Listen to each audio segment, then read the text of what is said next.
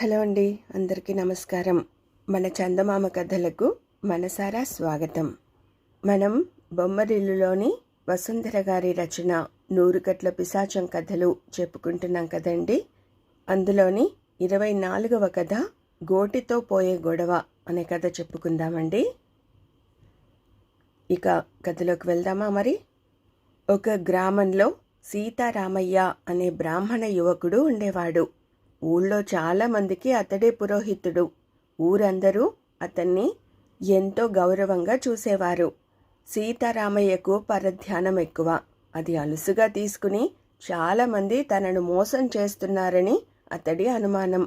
ఆ అనుమానమే అతన్ని కోపిష్టిగా మార్చింది. ఇటీవలే సీతారామయ్యకు పెళ్ళయింది. అతడి భార్య రమణమ్మ నెమ్మదస్తురాలు, తెలివైనది, భర్తను గౌరవించేది. కానీ సీతారామయ్యకి భార్య మీద అనుమానం. తన పరధ్యానం విషయం తెలిస్తే ఆమె తనని లోకువ చేస్తుందని అతడి ఉద్దేశం. ఆమెకు లోకువ కాకుండా ఉండడానికి ఆమెను మొదటి నుంచి అదుపులో ఉంచాలనుకున్నాడు. అందుకని రమణమ్మ వల్ల ఘోరంత తప్పు జరిగినా దాన్ని కొండంత చేసి పెద్ద రభస చేసేవాడు. రమణమ్మ ఎదిరించేది కాదు. కాస్త నవ్వుతూ మాట్లాడండి, లేకపోతే మిమ్మల్ని చూడగానే భయమేస్తుంది అనేది. ఆమె అలా అన్నప్పుడల్లా నవ్వుతూ ఉండాలని నాకు ఉంటుంది, కానీ నువ్వలా ఉండనివ్వటం లేదు అని దానికి కూడా భార్యనే తప్పు పట్టేవాడు సీతారామయ్య. భర్త ధోరణి అర్థం కాక రమణమ్మ సతమతమైపోయేది. అతడి కోపం పోగొట్టడం తన వల్ల కాదని చివరికి ఆమె గ్రహించి రోజు దేవుడికి దండం పెట్టుకునేది, ఎలాగో అలా భర్త కోపం తగ్గించమని. రోజులు గడుస్తున్నా కానీ సీతారామయ్య కోపం తగ్గడం లేదు. భర్తకు ఎప్పుడు కోపం వస్తుందోనన్న భయం వల్ల కంగారు పుట్టి అప్పుడప్పుడు ఆమె వల్ల నిజంగానే పొరపాట్లు జరుగుతుండేవి. పొరపాటు జరిగినప్పుడల్లా సీతారామయ్య కాలరుద్రుడైపోయేవాడు. ఒకరోజు రమణమ్మ భోజన సమయంలో నెయ్యి బదులు నూనె వడ్డించింది. సీతారామయ్యకి నూనె అంటే పడదు. అతడు ముద్ద కలుపుకుని నోట పెట్టుకుని, ఏమిటిది వంట ఇలా తగలడింది అన్నాడు కోపంగా. అప్పటికే రమణమ్మకు తాను చేసిన పొరపాటు అర్థమైంది. అయితే పొరపాటు ఒప్పుకుంటే క్షమించి ఊరుకునే రకం కాదు సీతారామయ్య. అందుకని అబద్ధం చెప్పాలనే నిర్ణయించుకుందామే. వంట ఎప్పటిలాగే చేశాను కాబట్టి బాగానే ఉండాలి. అన్నీ నేను తయారు చేసినవే. ఈరోజు కొత్తగా కొన్న నెయ్యి ఒకటి తప్ప, తేడా ఉంటే నేతిలోనే ఉండాలి అన్నది రమణమ్మ. అదే నెయ్యి నూనెలాగా ఉన్నది అన్నాడు సీతారామయ్య. ఆ నెయ్యి ఈరోజే తెప్పించాను. ఈరోజే దాన్ని మొదటిసారి వాడడం అంటే షావుకారు నేతిలో కల్తీ చేశాడన్నమాట. అయినా షావుకారు అన్నిట్లోనూ బాగా కల్తీ చేస్తున్నాడని అంతా చెప్పుకుంటుంటే ఏమో అనుకున్నాను, నిజమేనన్నమాట అంది రమణమ్మ ఆశ్చర్యం నటిస్తూ. సీతారామయ్యకి నమ్మకం కుదరలేదు. ఏది, చేతిలో ఇంకో చెంచాడు వేయి అన్నాడు. ఎలాగూ నేరం మరొకరి మీదకు పోతున్నది కదా అని రమణమ్మ భర్త చేతిలో తిరిగి నూనెనే వడ్డించింది. అతడు వాసన చూసి, ఇది అచ్చమైన నూనెలాగే ఉన్నది. కల్తీ చేయడానికైనా ఒక పరిమితి ఉండాలి కదా. షావుకారు వ్యవహారం మరీ అన్యాయంగా ఉంది అన్నాడు. తప్పించుకునే అవకాశం దొరికింది కదా అని రమణమ్మ సంతోషపడి, అవును, అలాంటి వాళ్ళేం చేసినా మీరు మాట్లాడరు. నా మీదైతే చీటికి మాటికి చిన్న చిన్న తప్పులకి కూడా విరుచుకుపడతారు అంది. తన ప్రతాపమంతా భార్య మీద మాత్రమేనని, ఇంకెవరి మీద కోపం చూపించడం తన వల్ల కాదని భార్య అనుకుంటున్నదని సీతారామయ్యకు అనుమానం వచ్చింది. అందుకని అతడు వెంటనే, చూద్దుగాని నా ప్రతాపమేమిటో అని త్వరగా భోజనం చేసి షావుకారు ఇంటికి వెళ్ళాడు.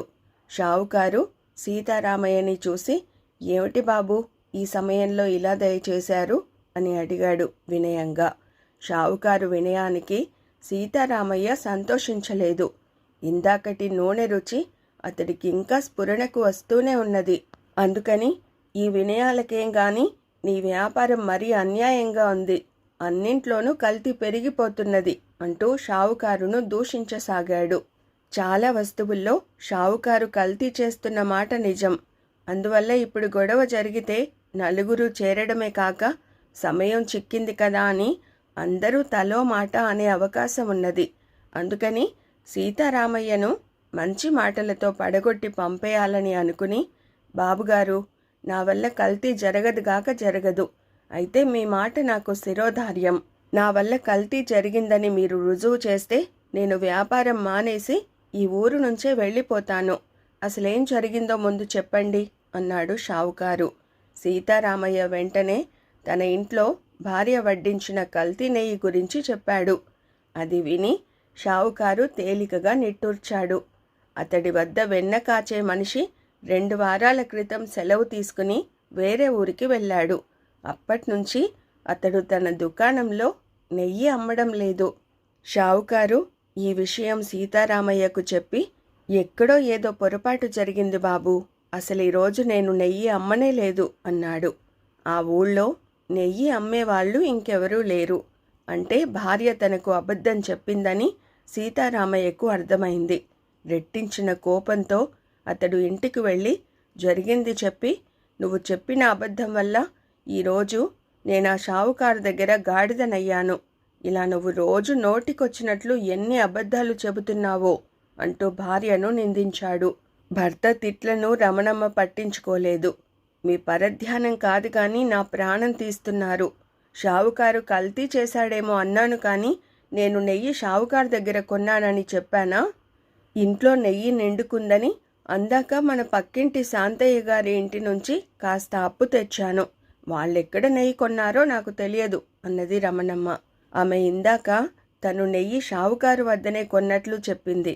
కానీ పరధ్యానం మనిషి కాబట్టి ఆ విషయం గుర్తుండదని ఆమె నమ్మకం. అదలా ఉంచితే సీతారామయ్యకు పక్కింటి వాళ్ళు అంటే పడదు. అతడు వాళ్లతో చాలాసార్లు గొడవ పడ్డాడు. ప్రస్తుతం వాళ్ళకి అతడికి మాటలు లేవు. భర్త వారితో మాట్లాడాడు కదా అన్న నమ్మకంతో రమణమ్మ అలా అబద్ధం చెప్పింది. అయితే ఆ రోజు సీతారామయ్య చాలా కోపం మీదున్నాడు. నువ్వన్నది నిజం, ఇది వాళ్ల పనే అయ్యుండాలి. నాకు నూనె అంటే పడదని వాళ్ళకి తెలుసు. అందుకే వాళ్ళు నువ్వు నెయ్యి అడగ్గానే అది నా కోసమే అని గ్రహించి నేతికి బదులు నూనె ఇచ్చి ఉంటారు. జరిగిన కల్తీ ఏదో వాళ్ళింట్లోనే జరిగి ఉంటుంది. ఈ విషయం ఇప్పుడే తేల్చేస్తాను అంటూ సీతారామయ్య అప్పటికప్పుడు మహా కోపంతో వాళ్ళ ఇంటికి వెళ్ళి తలుపు తట్టాడు. పొరుగింటి శాంతయ్య వెంటనే తలుపు తీసి సీతారామయ్యను చూసి ఆశ్చర్యపడ్డాడు. కాని తనకు తనే మాటలు కలుపుకునేందుకు వచ్చాడన్న గౌరవంతో రండి రండి అంటూ మర్యాద చేశాడు. మర్యాదలు తర్వాత, ముందు విషయం చెప్పండి. నెయ్యి అవసరపడి మా ఆవిడ మీ ఇంటికి అప్పుకని వస్తే కంపు నెయ్యి ఇచ్చి పంపిస్తారా? ఇరుగు పొరుగులు ఉండాల్సిన పద్ధతేనా ఇది అన్నాడు సీతారామయ్య కోపంగా. సీతారామయ్య మాటల ధోరణి శాంతయ్యకు అలవాటే. అయితే అతడికి ఈ కంపు నెయ్యి విషయం ఏమిటో అర్థం కాలేదు. మేము కంపు నెయ్యి ఇవ్వడం ఏమిటండి అన్నాడతను. అలా బుకాయించకండి. ఈవేళ దుకాణాల వాళ్ళెవరూ నెయ్యి అమ్మలేదు.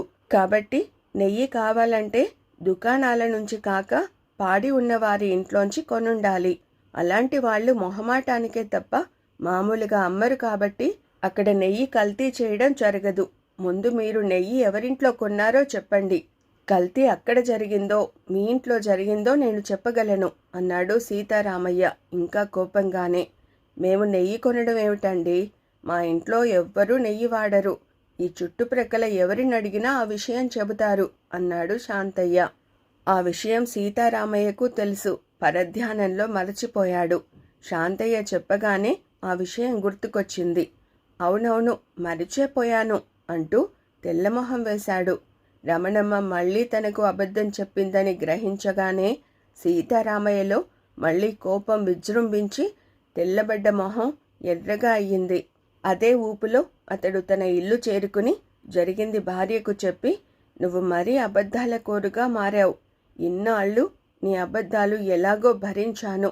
కానీ వాటి మూలంగా ఈరోజు నాకు చచ్చేటంత అవమానమైంది.